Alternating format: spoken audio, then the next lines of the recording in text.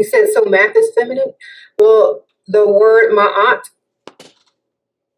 in ancient Egypt is where the word math came from, which is a goddess. Sprinkle, sprinkle. You said so math is feminine? Well, the word Maat in ancient Egypt is where the word math came from, which is a goddess. Sprinkle, sprinkle. You said so. Math. Oh my goodness. The subject that most people fear, they avoid it like the plague. And at the very best, maybe they tolerate. You either love or hate math. Whew. That's my experience as a math teacher. But what if I told you that mathematics is actually more than just numbers? Would you be excited? No. What if I told you that math is actually power? Would you be interested then? What about that math was used to actually build, control, and unfortunately deceive entire civilization?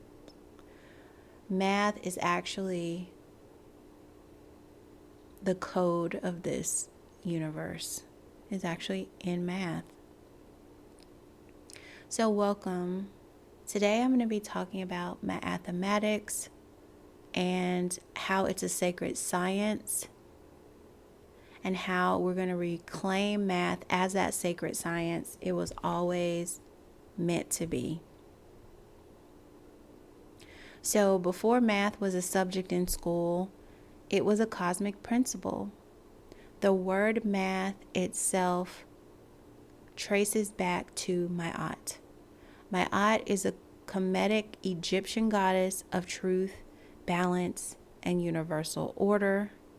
She's the one that weighs your heart against a feather on the scales of justice. Maat is not just a deity, she's actually a law of nature. She's demonstrating to you a law of the original system, nature, which is a system of measurement that controls the reality itself. Imagine once upon a time that everything was in balance and order. Mathematics is a term that I coined, and it's the fusion of Maat, that cosmic principle, and mathematics as we know it today. It is the understanding that numbers, symbols, measurements, those are not just tools for us to calculate things. They're not just tools for calculation. Okay, so we're using those things in a very limited way. But they're actually for alignment and truth. The ancients, it wasn't that they knew this, that it was more than that, but what it was for them was alignment with truth. That's what it was for them. The pharaohs ruled by this principle called Maat. Their authority, their laws, even their measurements, like the cubit, were actually divine standards. Divine standards. To rule was to measure. Think about that. To rule was to measure. To measure was to establish truth. And whoever controls the measurement controls reality. So I was thinking about this one day. You ever wonder why a ruler, okay, like the one that we use when we were in school to measure things, why the ruler is called a ruler? Or even why someone who rules, someone who is in charge, a king, or why are they called a ruler? because measurement is the foundation of governance. The pharaohs, the priesthoods, the secret societies, they all understood that whoever defines the standard of measurement, they control what's real, what's true, what's valid, and what's lawful. According, and that is in quotes, what's real, in quote, what's valid, and what's lawful, in quote. Also, take the compass. Think about the compass from geometry class. It's not just a tool, but it's a symbol. It's a symbol of arc, of angles, and circles. This is a sacred geometry that structures temples, pyramids, and entire civilizations. And then you have things like the scale, or you have the scale, the balance, the ultimate measure of justice and equilibrium between two things. These three tools, the ruler, the compass, and the scale, are keys to power and have been used to actually shape our society from the ancient world to the present day. And it's actually the reason why things are different now than what they used to be like. And so here's where things get deep. The same knowledge that built those civilizations, right? The ancient civilizations, that same knowledge was taken and was changed and was used to actually still divide, conquer, control, and rule over people. The original system of Maat, okay, was stripped from indigenous people. It was warped and it was rebranded. Now, the way that we think about math, we don't actually have a concept of Maat in our society today, actually. And we only have math, M-A-T-H. And math, as we know it, is very cold, is rigid, it's separate from everything else, right? That's the way that we learn it. People always wonder, why do we have to learn this? When are we ever going to use this? So it feels very separated from everything because it has become separate from its original spiritual and philosophical foundations. So think about it. The way that schools teach math, right, as numbers on a page. They don't teach why numbers matter. They only teach that numbers quantify when actually numbers have qualities. They don't teach how numbers govern reality and how they were once used to encode knowledge of the stars, of energy fields, and the actual structure of the universe. And this is not by accident. A population that understands measurement and patterns understands power. So if you can understand measurement and you can understand patterns, how to see patterns, how to predict patterns, you can understand power.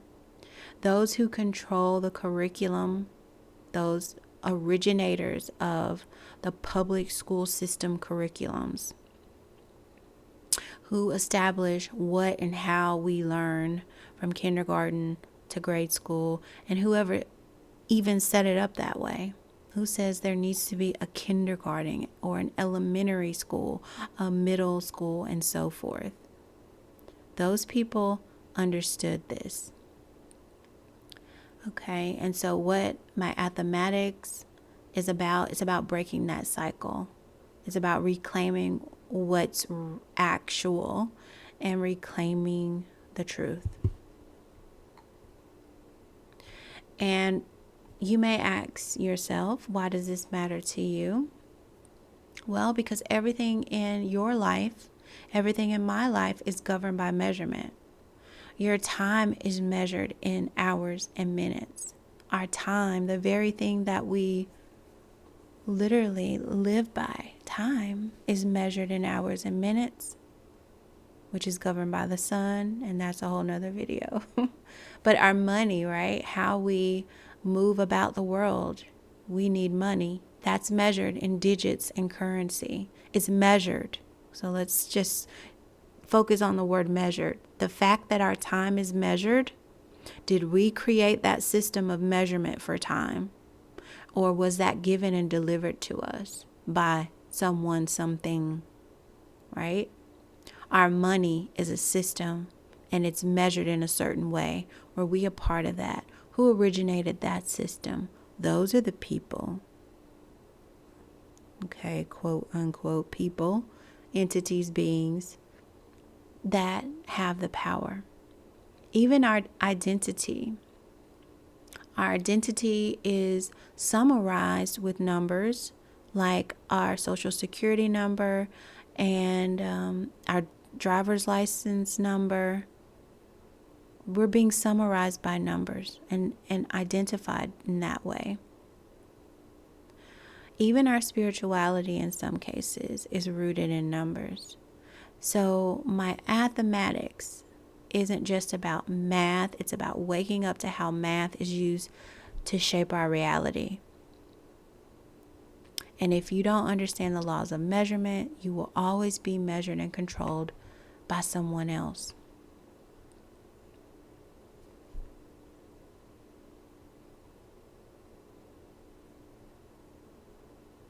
So if this is making you rethink everything you thought you knew about math, good.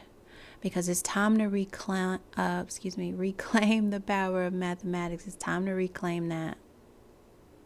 It's time to reclaim my art, or become aware, wake up to my art, because it's there. So I'm going to be breaking down more of these concepts in depth. I'm going to be teaching about some of the real history, some of the philosophy, and the application of numbers, and mathematical, algebraic concepts beyond the school system. And if you're ready to start seeing the world through the lens of truth and measurement, I want you to like this video, subscribe to my channel.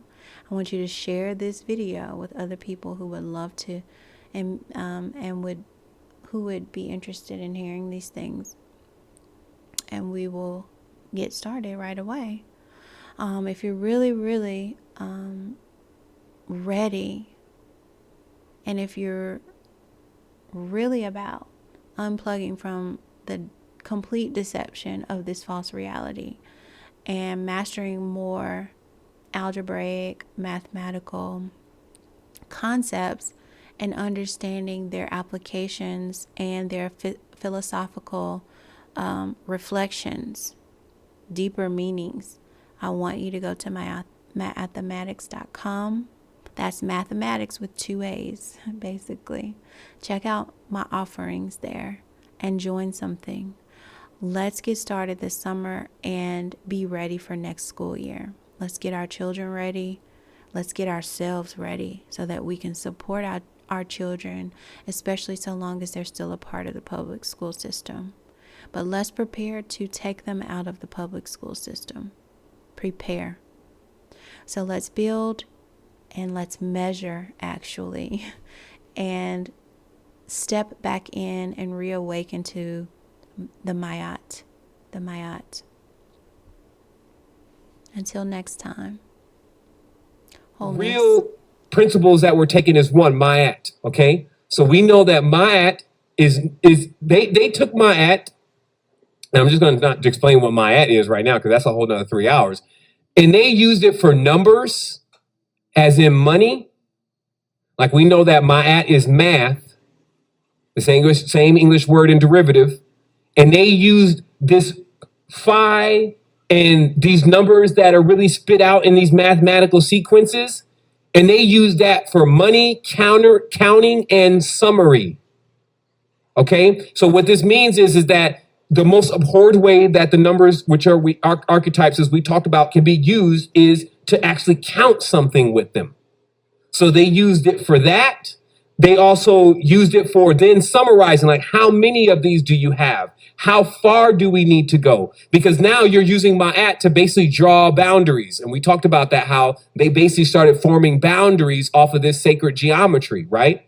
So now they're creating a money system. They've created boundaries. All this they're learning from the knowledge of Maat.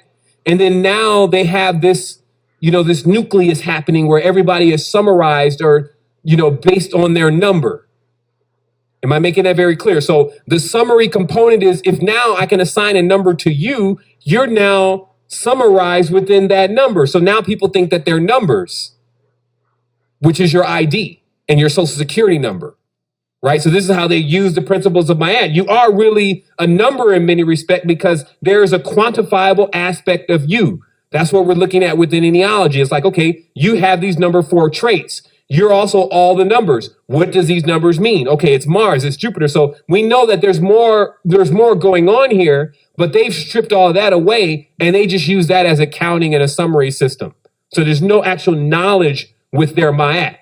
It is in itself, in every respect, a synthesis. It's a synthetic replica